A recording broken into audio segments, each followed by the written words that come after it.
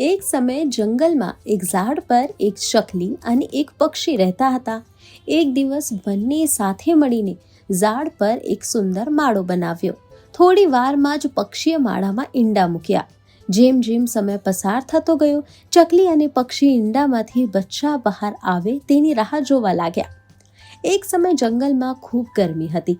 બધા પ્રાણીઓ ગરમીથી પરેશાન થઈને ભટકતા હતા. પછી એક ગુસ્સે ભરાયેલો હાથી ત્યાં આવ્યો. તે ગરમીથી ત્રસ્ત થઈને અહીં તહીં ભટકતો હતો.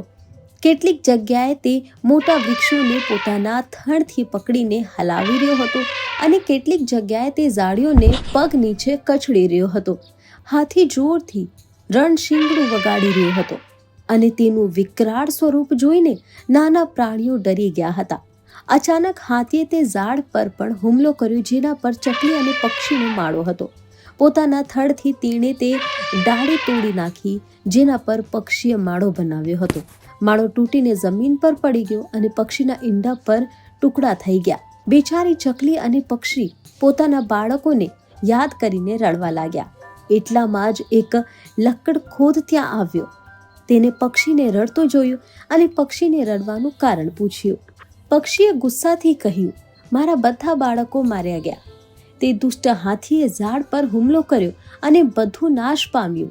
શું તમે મને તેનો બદલો લેવામાં મદદ કરી શકો છો? હું તેને મારી નાખવા માંગુ છું. પક્ષીની વેદના જોઈને લક્કડખોદ સહન ના કરી શક્યો. તેથી તેણે પક્ષીને મદદ કરવાનું નક્કી કર્યું. પક્ષી અને લક્કડખોદ સાથે મળીને હાથીને મારવાનો રસ્તો વિચારવા લાગ્યા અને ટૂંક સમયમાં તેમના મગજમાં એક યોજના આવી. લક્કડખોદે પોતાના વડીલો પાસેથી સાંભળ્યું હતું કે જો દુશ્મન વધુ શક્તિશાળી હોય તો સાથે મળીને કામ કરીને તેનો નાશ કરી શકાય છે. તેના માટે ફક્ત એક સારી યોજનાની જરૂર છે.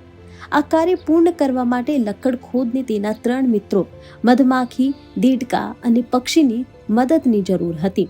બધા મિત્રોએ સાથે મળીને નક્કી કર્યું કે હાથીને તેના કાર્યોની સજા મળે તે માટે તેમણે શું કરવું જોઈએ. લક્કડખોદ માખીને હાથીના કાન પાસે જઈને મધુર અવાજમાં બૂમ પાડવા કહ્યું, જેથી હાથી સૂઈ જાય. યોજના મુજબ પક્ષી અને લક્કડખોદ એક સાથે તેમની કઠણ નાની ચાંચથી હાથીની આંખો પર હુમલો કરશે.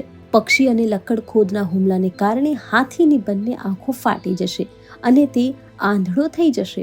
જ્યારે તે આંખોમાં થતી બળતરા દૂર કરવા માટે પાણીની શોધમાં અહીં ત્યાં ભટકશે, ત્યારે દેડકો કણમાં છુપાઈ જશે અને બૂમ પાડવા લાગશે. દેડકાનો અવાજ સાંભળીને આંધળા હાથીને લાગશે કે અહીં કોઈ તળાવ છે અને તળાવ સમજીને તે કંડળામાં ફસાઈ જાય અને તે ત્યાં મરી જશે. આ યોજના બધાને જણાવ્યા પછી બધા પોતાના કામમાં વ્યસ્ત થઈ ગયા. હાથીના કાન પાસે માખી ગૂંજવા લાગી, જેના કારણે હાથી સૂઈ ગયો. પછી પક્ષી અને લક્કડખોદ પોતાનું કામ કર્યું અને હાથી પર પોતાની ચાંચ વડે હુમલો કર્યો અને તેની આંખો ફોડી નાખી. આ પછી દેડકાએ હાથીને દળદળમાં ફેંકી દીધો, જેના કારણે હાથીનું મૃત્યુ થયું. આ રીતે બધાએ તે દુષ્ટ હાથીથી છુટકારો મેળવ્યો. ચકલી અને પક્ષીના બાળકો પાછા ન આવી શક્યા, પરંતુ આ નાના પ્રાણીઓ અને પક્ષીઓની બુદ્ધિને કારણે જંગલના બાકીના પ્રાણીઓ પણ દુષ્ટ હાથીથી છુટકારો મેળવી શક્યા. આ ઘટના પછી જંગલમાં રહેતા બધા પક્ષીઓ અને પ્રાણીઓના આ નાના નાના પ્રાણીઓનો આભાર માન્યો.